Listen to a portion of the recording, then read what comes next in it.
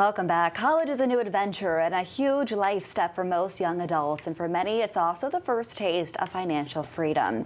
Joining me live in studio this morning is financial advisor Maggie Johndrow. Great to have you here, Maggie. Thanks for having me. Let's talk credit cards, okay? Because credit cards are a great way to establish and build credit, but there are drawbacks, especially if you build up debt. So what are the do's and don'ts?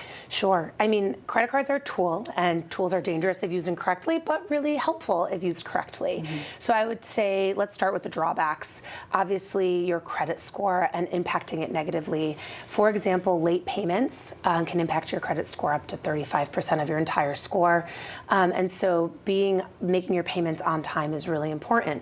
Maxing out your credit card is not necessarily a good thing either, because again, that composes about 30% of your credit score. So you can really do some damage before even graduating. And your credit score is really important for your first apartment, your first mortgage, your first auto loan. So it's important to have a good credit score, and credit cards can certainly hurt that. And what's really scary for a lot of these young people is that once you rack up debt, it's so hard to get out of it because the interest rates are so high. So how do you not even get into debt in the first place? Auto payments, what else can you do? Absolutely. So you want to try to make your payments every single month and set up auto payments like you said. That way you're not even thinking about it.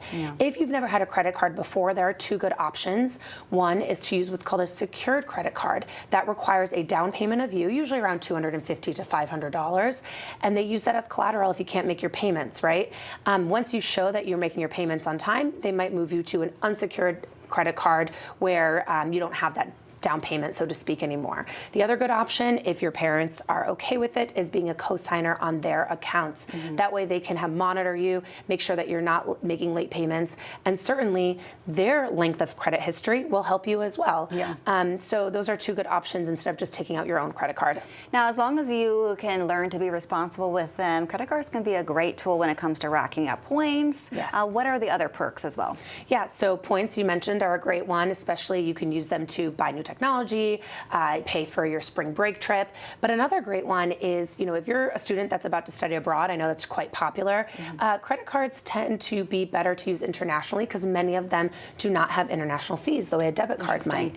The other thing is, if any fraud occurs to you abroad, a credit card company is a lot less likely, or a lot more likely, excuse me, to repay you, correct, than your debit card. Yeah, obviously, that's great. And then what else do people need to know in terms of tracking the payments, just being more financially astute? Yes, so above all, parents should be having these conversations with their kids before going off to college of how to keep a good budget, right? Because again, credit cards are great tools. If you're paying them off every month, racking up those points that you can use in the future, building your own credit, which is important after college. But what's most important is not getting into too much debt. So I think having those conversations with your kids before college is important, teaching them to budget. There's some great tools out there like You Need a Budget or Good Budget or Mint, and having those conversations before they leave. And really just never carry over a balance, is that key? Correct.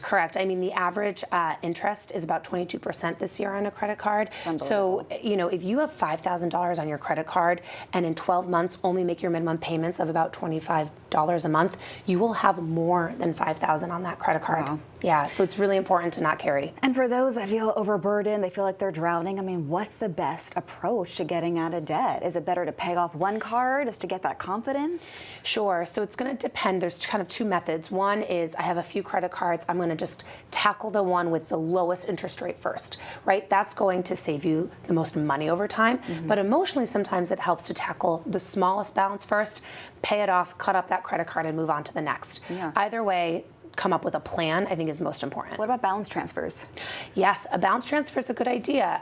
So you can transfer some of your money into a credit card that might have 0% interest for a period of time, 12 months, 21 months.